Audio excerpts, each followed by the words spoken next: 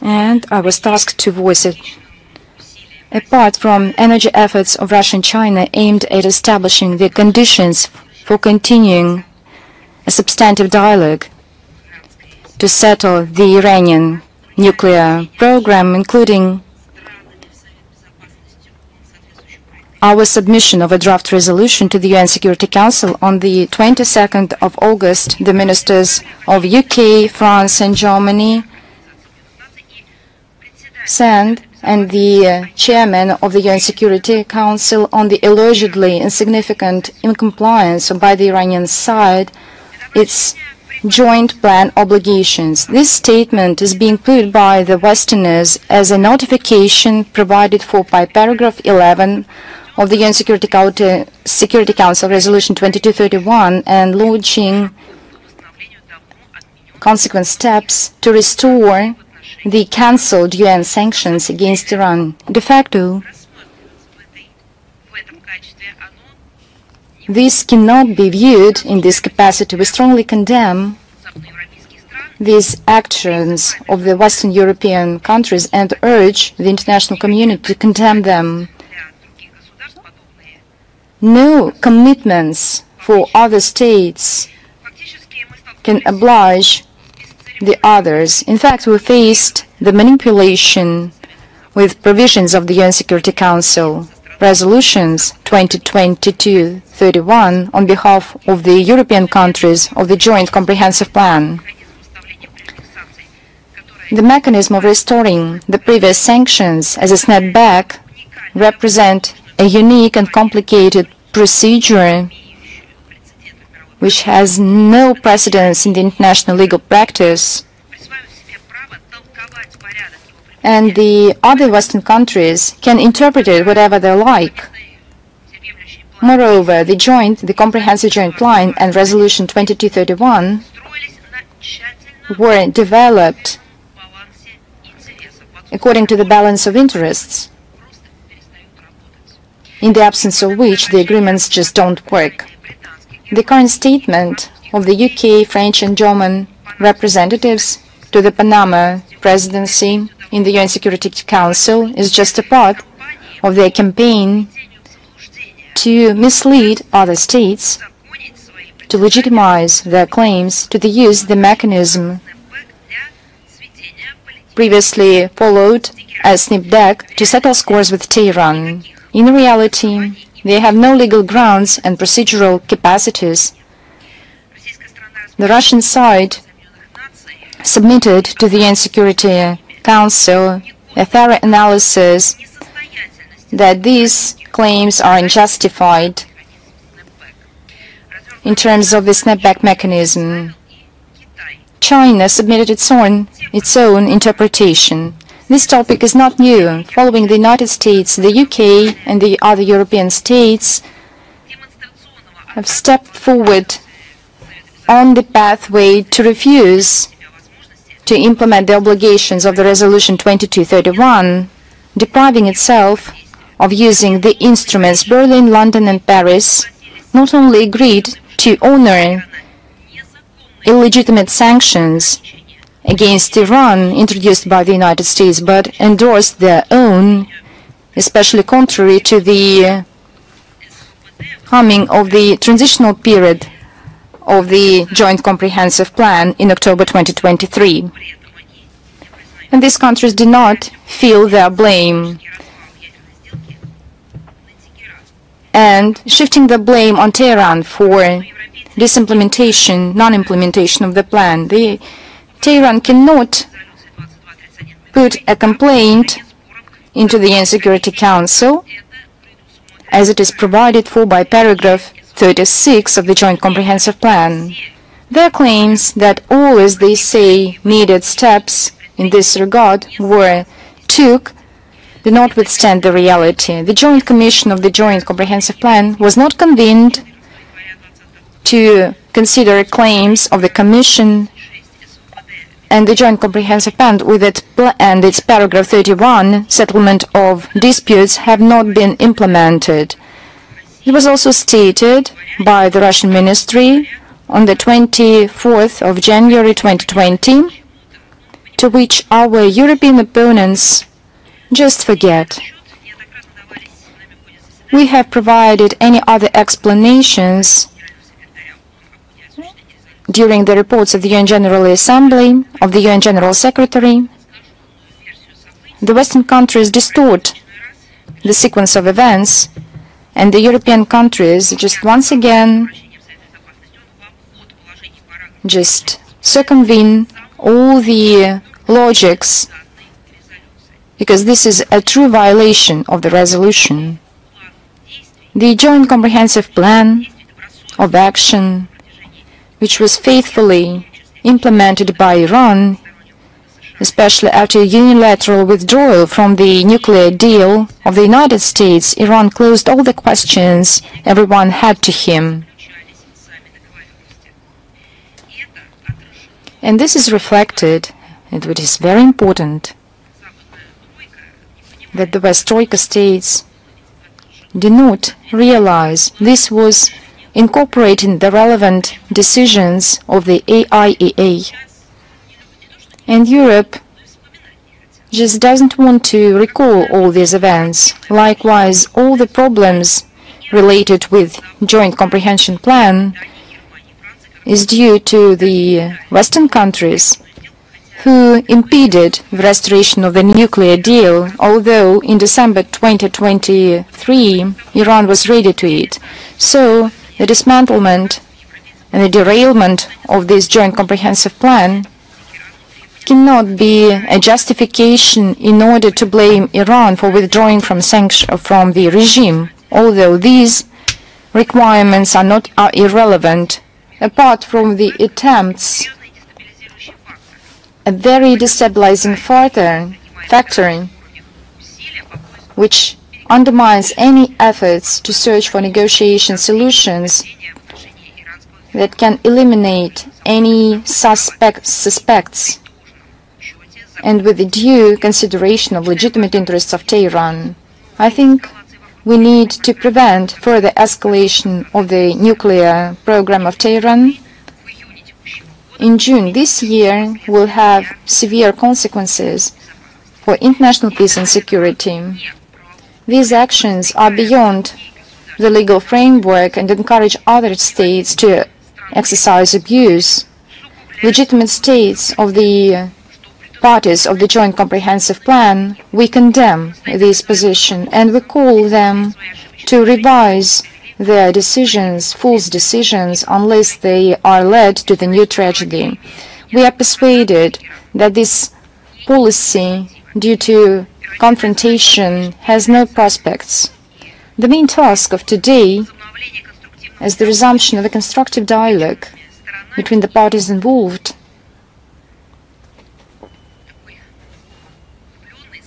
and such deep and concentrated collective search of solutions that would help us to avoid another crisis. The Western countries has a chance to make some value by supporting the Russia-China draft resolution at the UN Security Council. As for the technical delay for 6 months in the implementation of the Joint Comprehensive Action Plan and Resolution 2231, hopefully they will take this opportunity and realize all the responsibilities if they refuse to use the pathway of diplomacy. Now is the situation of Ukraine, where the actions of the Western states are quite the same with the actions taken against Iran. The terrorist nature of the Kyiv regime, maybe anyone on the West called it the way it is, and we see numerous examples on a daily basis. This is just an overall example of how the center of Europe forms a terrorist cell. The Kyiv regime continues to commit terrorist acts against civilians of our country without complete ignorance of those who supply arms to it and funds it. In the last week, the drones hit about 140 civilians, among which 19 were died, including 1 child. 121 was injured, including 8 minor. These are just several effects of the crimes of the Ukrainian army. In Belgorod region on the 23rd of August, the drones in the settlement Rypihovka killed a civilian. On the 24th of August, in this settlement, drone attacked a church. On the 23rd of August, a drone which hit a car in the settlement Krasnaya Yuruga, injuring 2. In Saloti settlement, the drone hit a bus, killing 1 person. In Bryansk region, the security services said that eliminated the diversion group of the special forces of the Ukrainian army. 3 terrorists were eliminated and 3 detained. The combatants planned terrorist acts on the Russian transport infrastructure and admitted they were accomplices in blasting the railway roads in Belgorod region in September 2024. They were trained, and this is very important, and we'll come back to this topic today. They were trained by the UK and Canadian coaches and trainers in Ukraine, Lithuania, Estonia, and Norway. Terrorists shall be punished and prosecuted. And I would like to repeat as to who was the masterminds of these diversions. On the 22nd of August, the drone hit the car in the settlement of Hinel, injuring a man and a woman. On the night of the 22nd of August, the army, the Ukrainian army, hit with drones and MLRS HIMARS, damaging a fuel infrastructure in Donetsk district. On the 23rd of August, in the settlement Kirilivka, a bike drove an explosive device, killing a man and a minor. On the 24th of August, drones attacked the settlement Sveny Transportne, injuring 2 women, a 12-year child and a man. Because of the heat of the car in the settlement Chirovichi, 2 people were injured. In the Volgograd region, the 23rd of August, the drones attacked and 1 of them hit near a residential building, injuring 3 civilians, including a child. In DPR, on the 21st of August, the drones with the use of long-distance missiles with a shrapnel combat pod and with MLRS HIMARS hit the town of Kyiv, killing 2 civilians and injuring 21 people, including a child. On the 25th of August, the drone attacked in Gorlivka and injured 4 people in Kursk region. On the 21st of August, due to the shelling of the settlement Sergeyeva, injuring a 54-year-old civilian. On the 22nd of August, because of the explosion of the explosive device during agricultural works in the settlement of Tolpina, injuring 3 women of 36. They are alive but injured, the age of 36, 37, and 48 years. On the 24th of August, high-precision missiles in the residential building, killing and injuring 3 civilians. On the night of the 24th of August, the Ukrainian army tried to attack the Kursk nuclear power station with the drones. The drone was hit, but it exploded, and that led to an arson of the transformator, and Block 3 was out of function on 50%. In LPR on the 21st of August, the drones hit the cities of Kremenna and Lysychansk, killing 2 civilians and injuring 1. The same day in Artyomovsk, the drone attacked the civilian courtyard, killing a woman. In the Republic of Crimea, the 25th of August, the Federal Security Services of Russia prevented a terrorist act against security services of Crimea with the use of explosive device that should have been and was prepared to be put to the Orthodox icon. And we have already told you about such narratives, about these notorious means of warfare is used for a long time by Ukrainians. This was the victim of this fraudulous scheme was a 54-year citizen of the Volgograd region who was just a suicide bomber. Fortunately, this explosive hasn't been blown up and this terrorist act was prevented. The Kherson region on the 24th of August. In the Kakhovsky district, the artillery shell killed a year born in 1997 and a child born in 2014, injuring a man of 1991 and a child 2021 in the city of Alyoshki on the 24th of August. Killed 5 people were injured. In Yuzh Buryovka, 5 civilians were killed, including a 27-year-old nurse of the ambulance. In the Khersonsk region, only a half of ambulance cars were hit.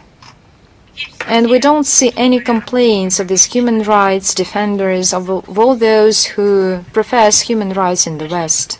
They keep silent.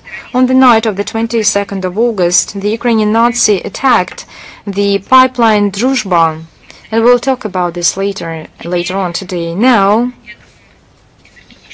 as for this energy infrastructure, it was hit by drones and missiles that impeded to temporary cancellation of oil supply to the region.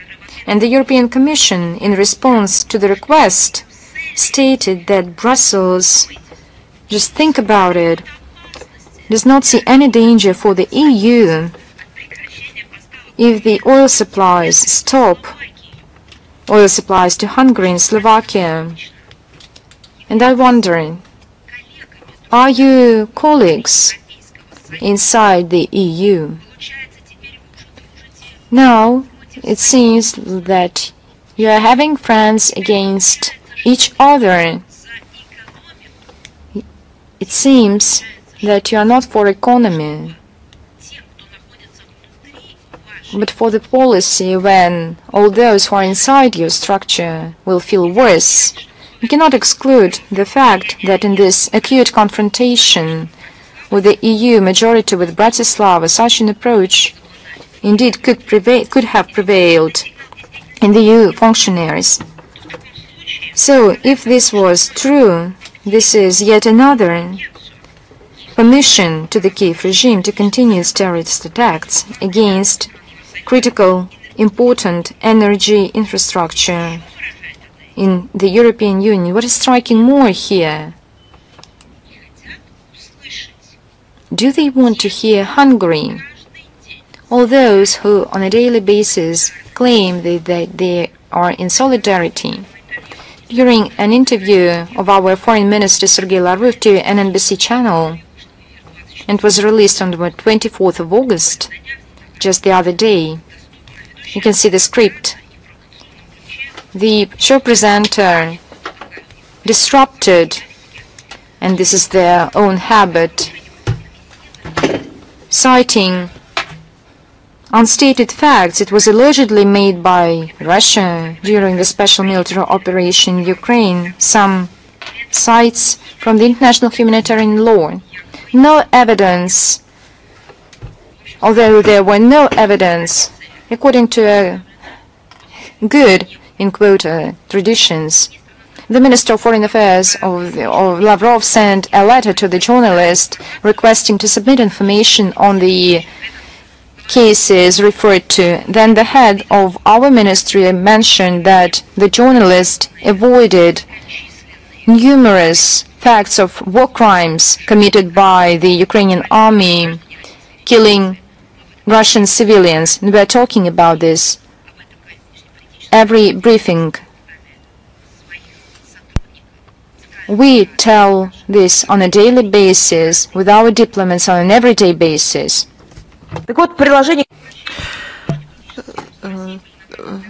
The reports of the ambassador of Russia, Miroshnik, and the member of the public chamber of the Russian Federation, Grigoriev, about atrocity of the Ukrainian Nazis, as well as linked to videos with proof of military crimes of the Ukrainian soldiers were enclosed.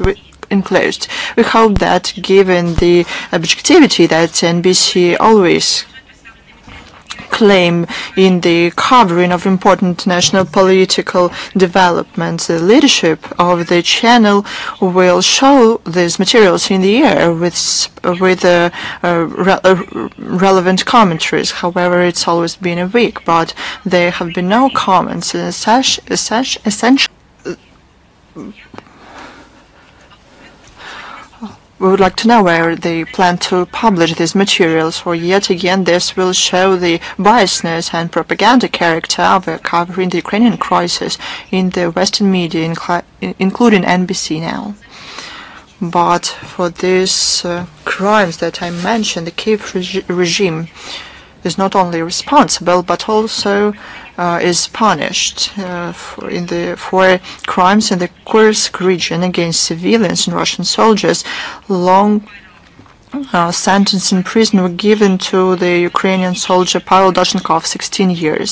27 and 14 years in prison were given to terrorist Igor Kim and Nikita Kochera for shelling houses and infrastructure facilities of Mariupol in March-April 2024 that led to the death of 2 people and wounding of 2 more civilians, including underage children. 7 Ukrainian militants were given sentences. Alexander Frodikov, Igor Lizhenko, Denis Voskoboynik received 24 years in prison. Mikhail Ulins, Denis Kolikhaev, Pavel Vovk, Viktor Zhukov received 23 years. As we see what is going on in the run-up of the upcoming anniversaries of the blow-ups of the civil infrastructure, Nord Stream pipelines,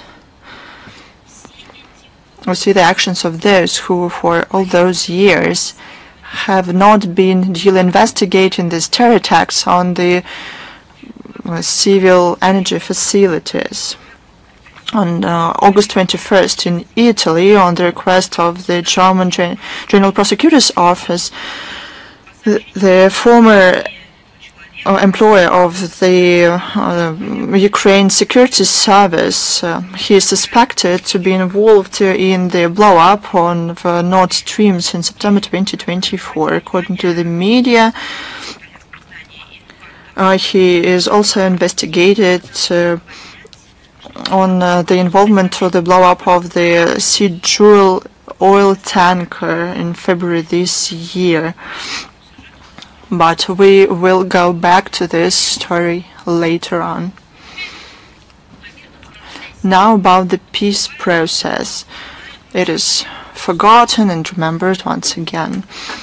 What is going on? Zelensky proposed, or it's better to say continued to take steps leading to sabotage of the peace process and escalation of conflict. On August 21st, he told the foreign journalist that Kyiv refuses to legally recognize the territories that they lost to be Russian. He doesn't care about the will of the overwhelming majority of people in this region who decided to join Russia following the referendum in 2024. He tried to accuse our country in unwillingness to end the war. He discarded the possibility to grant the Russian language an official status. Instead, he talked about the NATO forces in Ukraine on land, in air, and on sea. In his video address on August 24th, dedicated to the Day of Independence of Ukraine, he continued to demonstrate belligerence. He said that Ukraine will never in history have to be ashamed, as he said, the Russians called a compromise. He ranted about independence that his regime lost long ago. Probably there is a small amount of it, even before Zelensky came to the office, but he lost the remains of it as well. Here's the direct quote. The future of our country is also up to us, Zelensky said. Today, he said, both the US and Europe agree. Ukraine hasn't yet won, according to Zelensky, but hasn't lost too. I would like to remind you. You have to answer for words. And we should remember what he said in 2024, 2023, 2024, during those sessions of the Rammstein format, at all Munich security conferences, during all these conferences, roundtables, symposiums in Brussels, when they talked about how they inflicted, according to them, a strategic defeat on Russia, and how they were about to win, that the Ukraine was about to win. Probably they should develop a one unified idea if the sponsors do it together with Ukraine. And this takes place amid the situation where they send millions of people to be killed and maimed millions of peoples.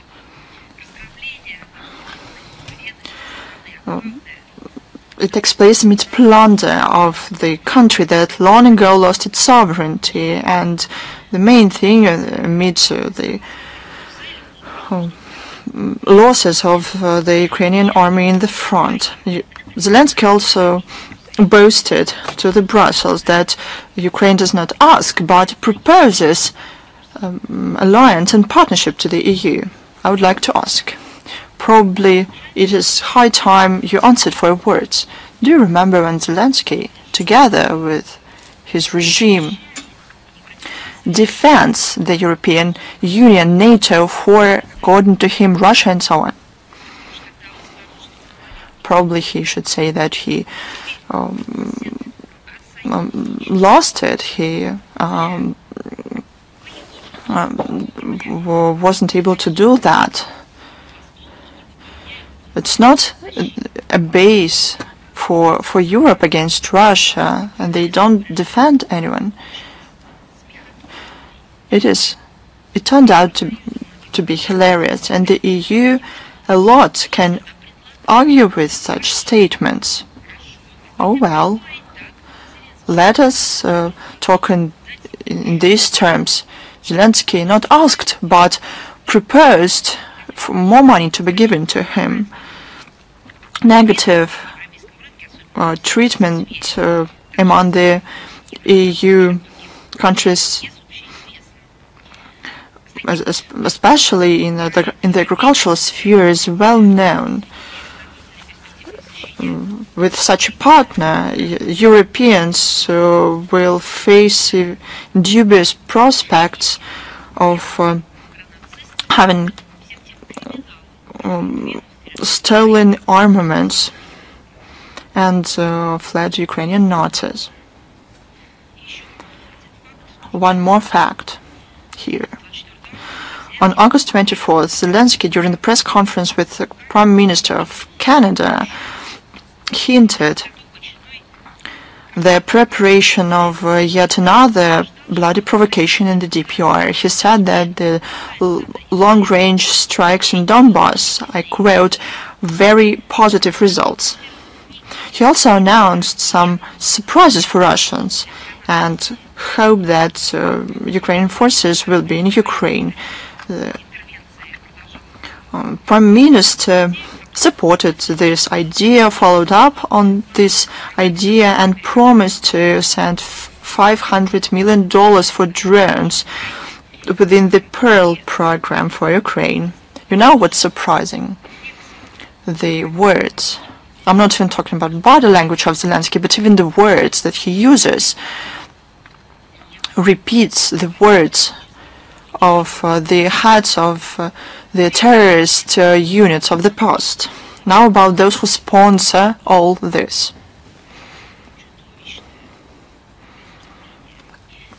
Zelensky continued to ask for more during the contacts with other Westerners.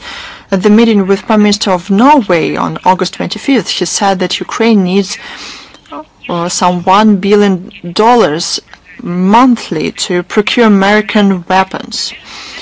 The Prime Minister promised to Zelensky $8.45 billion in 2025-2026 and facilitation to supply them with 2 Patriot systems together with Germany. He talked about $690 million for air defense system for Ukraine. It will be supplied together with Germany.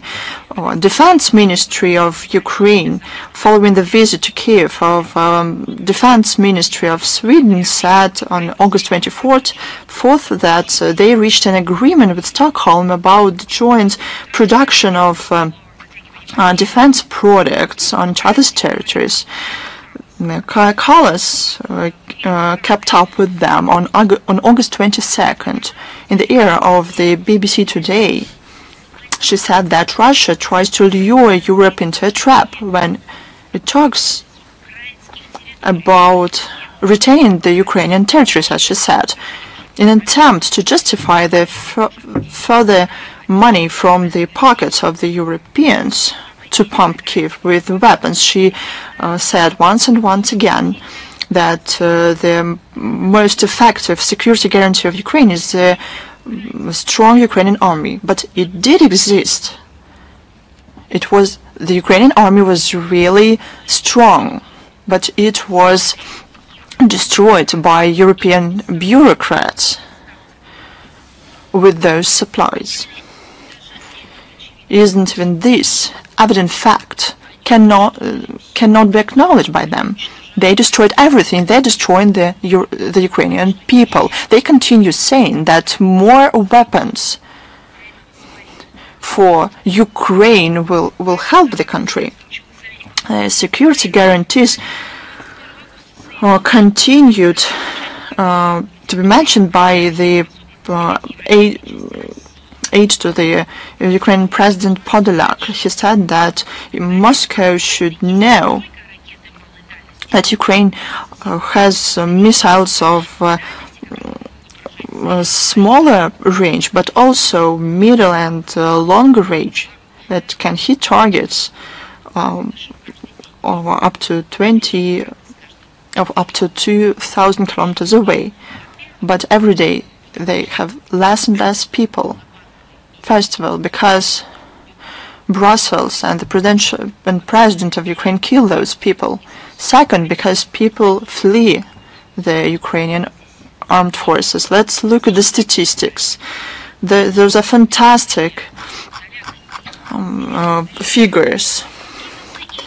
Only in July this year, the Ukraine saw 17,000 criminal cases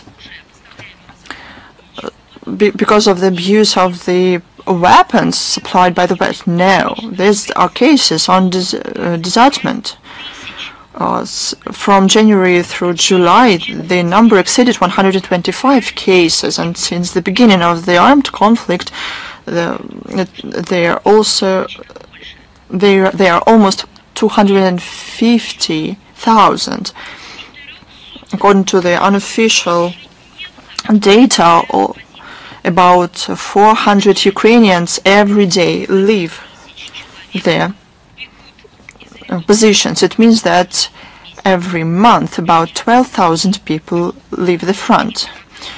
The total number of deserters since 2022 can reach up to 400,000 people, but they prefer not to talk about this. But we know why.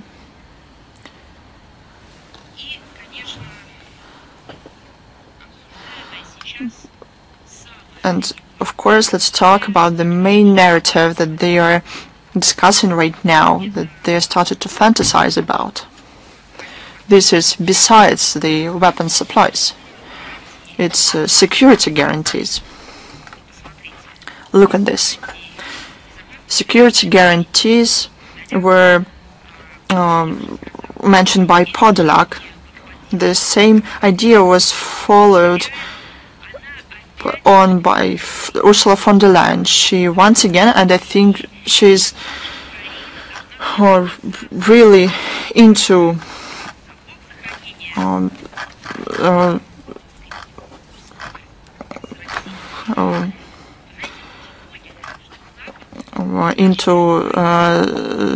zoology. She talked about Ukraine being a porcupine. The more quotes from Ursula von der Leyen we have, the more proof we have. The peace in this paradigm is harmful, and Ukrainian supporters of war will mire more and more in their destructive Russophobe ideology within this, if the situation continues to develop within this logic. Let's talk a little more about the security guarantees. The Western media continue to discuss the scenarios of granting security guarantees to Ukraine. We read a lot there. They propose some peacekeeping contingents after the ceasefire. The stronger military presence of NATO in the Black Sea region, patrols with the NATO forces of the Ukrainian Air Force, stronger militarization of Ukraine. They spread the idea about limiting guarantee countries to the key NATO countries. We believe that these options are lopsided and are aimed at curbing Russia. And this violates the neutral, out-of-bloc and non-nuclear status of Ukraine under 1990 Declaration on State Sovereignty of Ukraine. This also violates indivisibility of security and cements Kyiv's role as strategic provocateur on the Russian borders. This is a tactics described widely in legal literature. They did not come up with anything new. We have a strategic provocateur on our borders. The security guarantees based on the colonial mindset are not such, because they lead to degradation of strategic stability on the regional and global levels.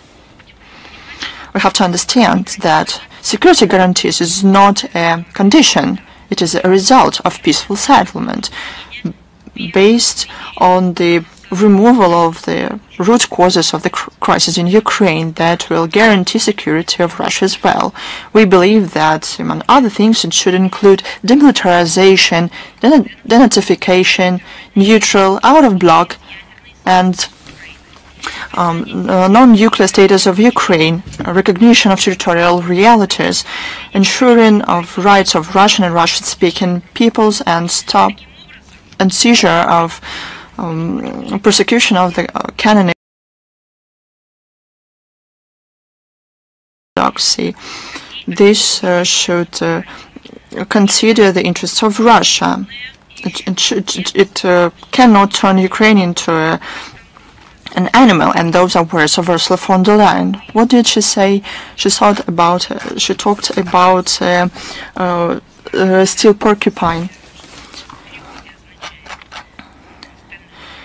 If she only knew what this really meant, it would be hilarious. This approach to security guarantees that are discussed behind closed doors in the Western media, this leads on the other track and turns the Ukraine into a kind of an animal that will serve.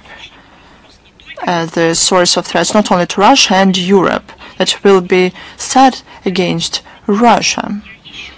I'll tell you yet again, this is not our definition. This is the definition that is given by Ursula von der Leyen to Ukraine.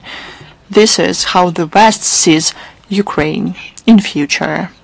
For us, Ukraine, as President of our country said, and representatives of our leadership said many times, and is a brotherly nation, is the one nation that is now experiencing a tragedy. It was, for the West, Ukraine is a porcupine, it's an animal. Let us recall this and remember.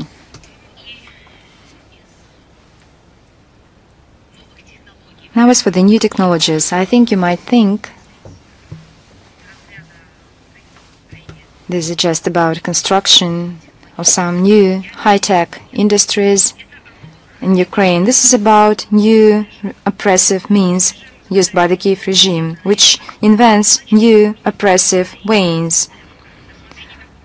It was with the submission of the Prime Minister of Ukraine, Yuri Svidenko, which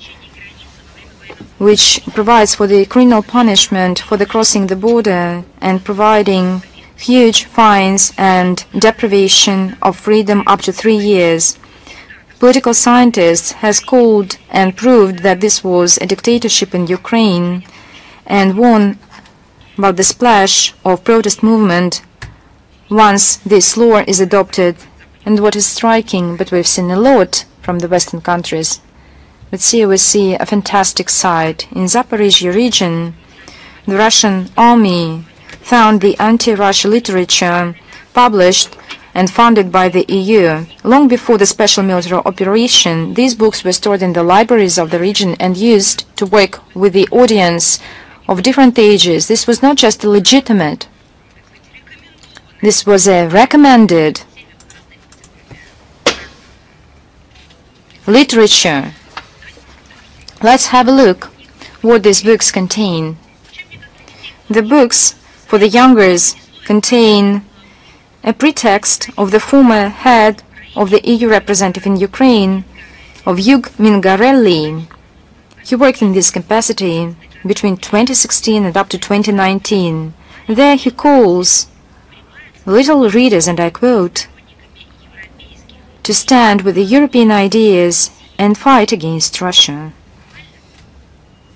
I think it's nonsense. What the EU was doing, had been doing between 2016 and 2019. Another block is dedicated to the history where our country is viewed as a threat to a civilized world.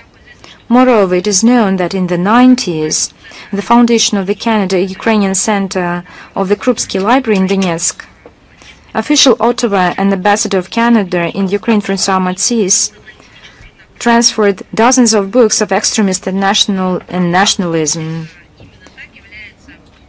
which proves the glorification and applauds in favor of the collaborationist in the Canadian Parliament. That is exactly the same literature they dispatched to back then Ukraine. One of the ambassadors in the library, which republished another set of stories in 1938, found such positive sightings of Hitler and Mussolini on the land, on the Ukrainian soil, where back then had more victims, more than ever any other country, who suffered from Nazism and fascism. It is all in blood there because of Hitler and Mussolini. And now it was supposed by those who held the power in Kyiv to positively quote the head of the Third Reich and its accomplices. In the book of Peter Merchuk, Meetings in Israel, Propaganda, Some Insult to the Jews, Insult of Jews, And I think it's quite normal to them to store such books in the library. And all international organizations, funds and agencies, commissions and committees who should have respond to this, they keep silent.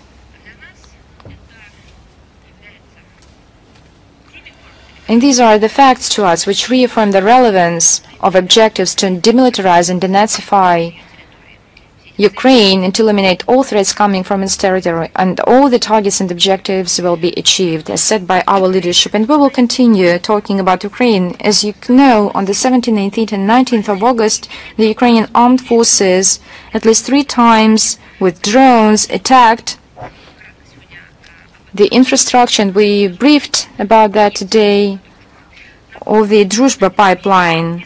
I would like to repeat, it ensures unimpeded oil supplies to East Europe, including to Hungary. Recently, it stopped pumping of oil for several days when there were maintenance works and reconstruction works. And of course, Hungary was indignated, which viewed these actions of Kyiv as an infringement on the sovereignty of the country, and who stated to the European Commission on the flagrant violation by Ukraine of the EU guarantees on non-heating energy infrastructure used for supplying energy to the EU countries. It's not for the first time that we see that the EU agencies just close a blind eye and sacrifice the EU citizens if it infringes and inflicts a defeat to Russia. And I think that's the best word when in Russia you say that I will do quite the opposite to injure myself. In the West, it had a kind of a new meaning and development. This logic is an imperative to them, and they stand ready to sacrifice everything, their own security, their own economy and well-being, and even its citizens, just to damage Russia. There is no adequate response from Europe in terms of this infrastructure derailment. What is surprising is their reaction when they stated that this won't impact energy security and well-being of the EU member states, and that is striking. And the EU Commission, I would like to repeat, should have commented this situation in terms of their own right and own laws. But they not only abstained from commenting the actions of the Kyiv regime, but didn't see any risks for unimpeded supplies, oil supplies to Europe. And they overtly show that some complexities that some European countries feel if they follow the wrong, in perspective of Brussels, policy is not a problem. And that's just a dubious solidarity, European solidarity. Let's remember this, because it proves that the EU always lies, that they act in solidarity with each other. The next step could have been that all the energy strikes are in line with the policy, when in May Europe offered a roadmap how to refuse energy supplies from Russia. But nevertheless, they have not cancelled the laws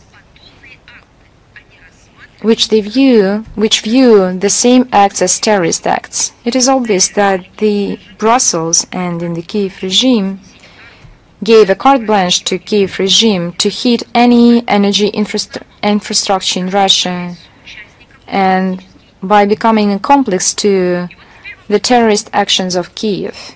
Now we are moving on to the topic which is about connected with the current strikes on the energy infrastructure of the Druzhba pipeline. But they happened long time before. And I'm talking about the investigation, the so-called Western investigation, the strikes on another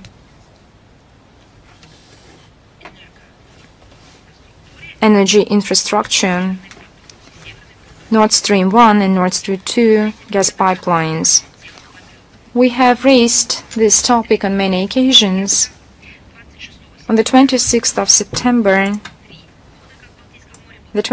September, will mark 3 years since the blow-up of Nord Stream 1 and Nord Stream 2, and previously this topic was developed. On the night on the 21st of August, in the Italian province of Rimini, a Ukrainian citizen, Sergei Kuznetsov, was detained, suspected of complicity to the terrorist act, and was known from the Western media and from official press release of the Prosecutor General's Office of Germany.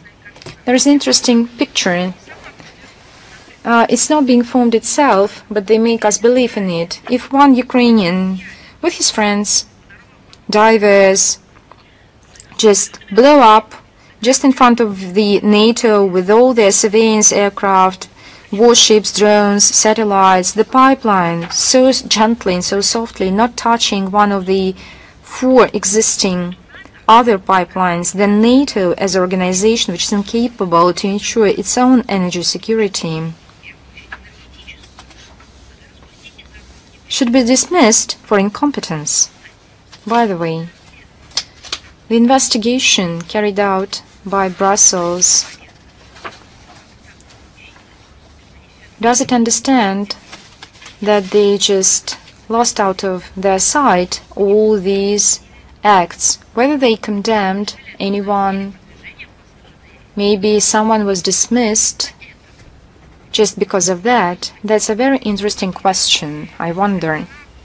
The Russian side, once it received new information, called for an emergency Security Council meeting, and during the meeting held on the 26th of August, the Russian Federation underlined that Germany and France trying to derail this meeting and avoiding any cooperation with Moscow,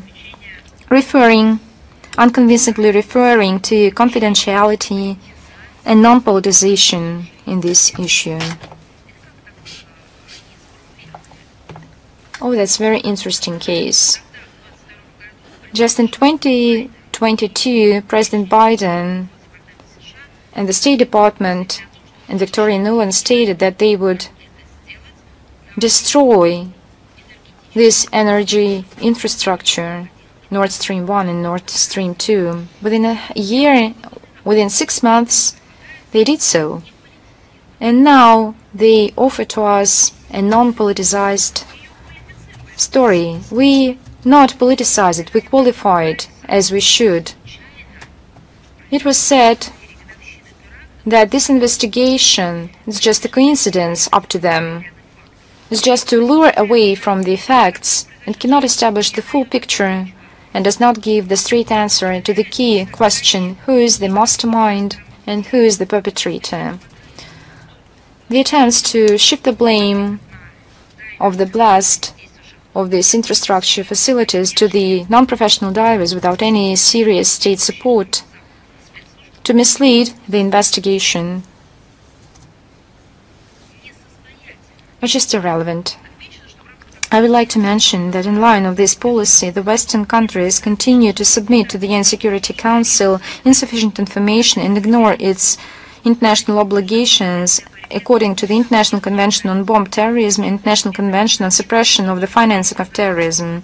There is no other alternative. It is critically important to put a full-fledged investigation in order to establish all the perpetrators and bring them to justice. The Russian approaches were shared by the majority of the Global South, which called to the launching of a comprehensive, multilateral and unbiased investigation. I would like to recall that we asked that this investigation be held under the aegis of the UN Secretary General, that it would be comprehensive, that every country gets a clear understanding what is being unfolded, and that the UN Secretary General would understand what's going on with the investigation. But back then, the Western countries just completely ignored this concept. And what they are saying now, they just rehearse the repeated rehearsing their canned speeches. They compliment Berlin for an unbiased work, and they even tried to interrelate the Ukrainian crisis by silencing of those who were masterminds and the perpetrators, ignoring that the situation should be viewed in a comprehensive way. But we see quite the opposite. Who was behind political statements of the leadership of the United States under Biden administration? But the Western countries prefer to keep silence. So this was shown that the Western countries don't have any willingness to have a result-oriented net result. They just make obstacles to the investigation. Here we talk not about just double standards. The repercussions of such a policy can lead to much sadder consequences because it undermines counter-terrorist efforts and can lead and encourage other terrorists that can commit such acts which do not see any adequate response of the West to such crimes and are being encouraged for future crimes. And the West just ignores this fact. If they do not take seriously such terrorist acts on the European soil, they just give a green light to all those who would be willing to commit such terrorist acts. Because likewise, the former terrorists, just of the recent past, these terrorists were encouraged by the West. They were encouraged by impunity, for example, and having a clear understanding that they can be used by the West in order to fight with other countries, acting in line with the rule. The worse feelings of the unwanted states, the better for the West. And this terrible logic can dismantle all those who cherish this ideology in the West. And just a couple of words on the restrictions against Russian speakers. Because in Ukraine, another law was introduced in Ukraine on the national, as they said, memory. The Kyiv regime continues to speed up on the anti-Russian narrative.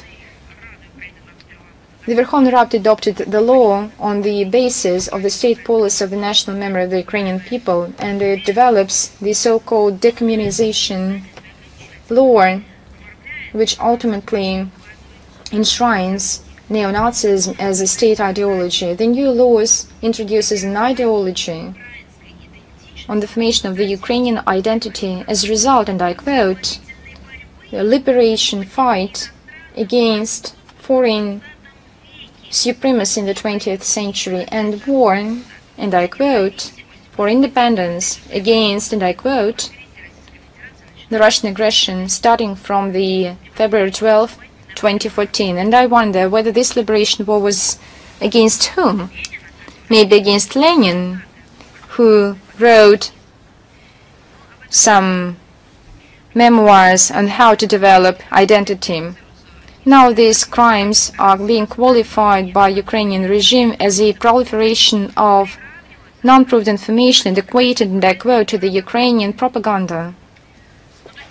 So if we say that the Western Ukraine developed collaborationism with Nazism, I think that's not just about propaganda, Ukrainian propaganda. I think that all these crimes in Khatyn, all this was committed by the West Ukraine. This is just a historic fact. the punitive mechanism belongs to a very interesting institution of the historic memory of Ukraine. We will provide you with the links to the materials that we mentioned, that we had prepared about this this institution. In other words, the Kyiv bosses has one more tool to fight political opponents. Zelensky tries to erase the people's memory about the contribution of the USSR to the defeat of the Third Reich. They want to destroy tens of thousands of monuments to the Soviet soldiers, fathers, great-grandfathers of Ukrainians. They were Ukrainians, they had Ukrainian passports, and felt a spiritual connection with the country. According to the new law, the memory facilities, including the burial sites, cannot have the Soviet and pre-revolution symbols, including the St. George's ribbon, combat standards, and Soviet state words, and as well as the words Great Patriotic War. This is only possible for them when veterans died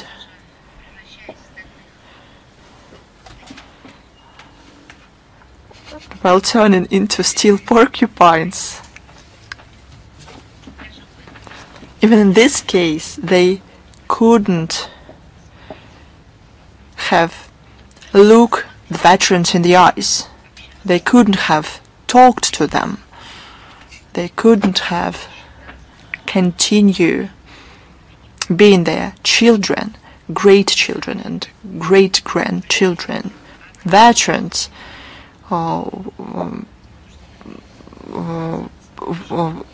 would refuse talking to them. All of this is to be brought to order under the law. In other words, this means the destruction within a year after the law comes into effect. But the word law is not appropriate here. It's anti-law. This so-called law is the same that the Third Reich had. They were abolished with shame. And Germany tried to wash away for many decades after that.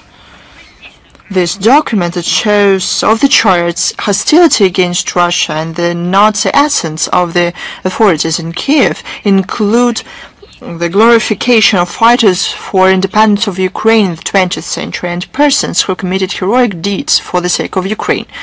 This is total nonsense. But that's the law that Ukraine now has. It is clear that these fighters and so-called persons are Banderas, Shchukaviches, Konovaltsev, and are the accomplices to Nazis, traitors of the Ukrainian people. As wild is the new law that equates the state awards to ordnance and medals of the Belarus Ukraine People's Republic and Ukrainian main Liberation Council under the OUN and Ukrainian Insurgent Army. It is like using medals with horns. This is satanism. We oppose the fact that this new law, Russophobe law, show that the parliamentaries do not want to pursue the peaceful settlement path. We saw the progress following the Russia-US summit in Alaska.